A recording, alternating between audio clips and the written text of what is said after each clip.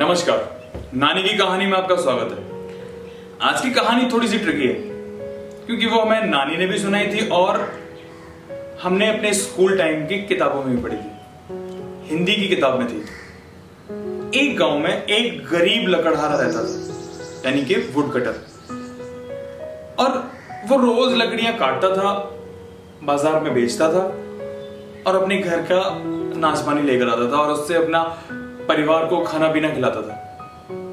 बहुत ही ज्यादा गरीब था। एक दिन उसे पता चला कि नदी के किनारे पर एक पेड़ सूख गया है। तो उसने कहा चलो ठीक है।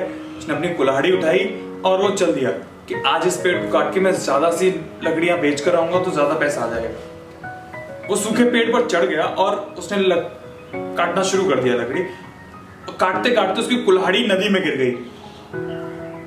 अब वो टेंशन में आ गया, यार कुल्हाड़ी गिर गई, अब मैं पेड़ कैसे काटूंगा और कहां से लकड़ियां लाऊंगा और कैसे, मतलब मैं अपने परिवार को कैसे खाना खिलाऊंगा।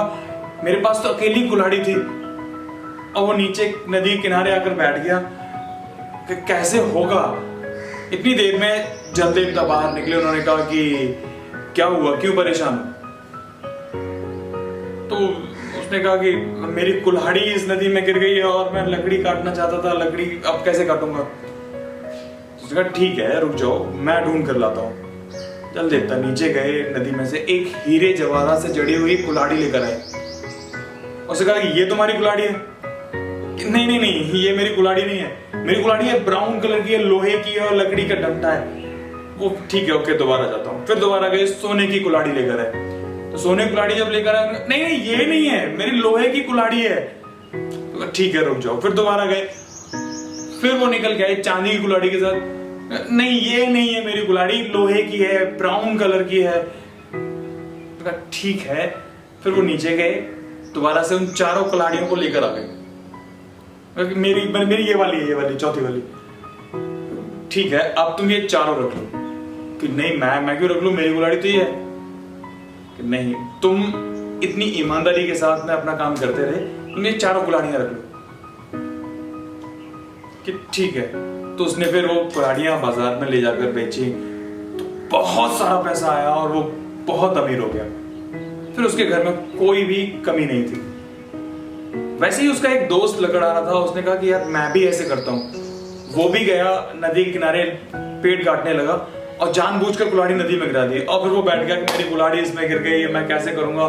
चल देवता फिर बाहर निकले। क्या हुआ, मेरी कुल्हाड़ी इसमें गिर गई है और मैं अब कैसे लकड़ी काटूंगा, मैं अपने परिवार को कैसे खिलाऊंगा। ठीक है रुक जाओ। वो नीचे गए, उन्होंने फिर अपना लोहे की कुल्हाड़ी निकाल कर लाए।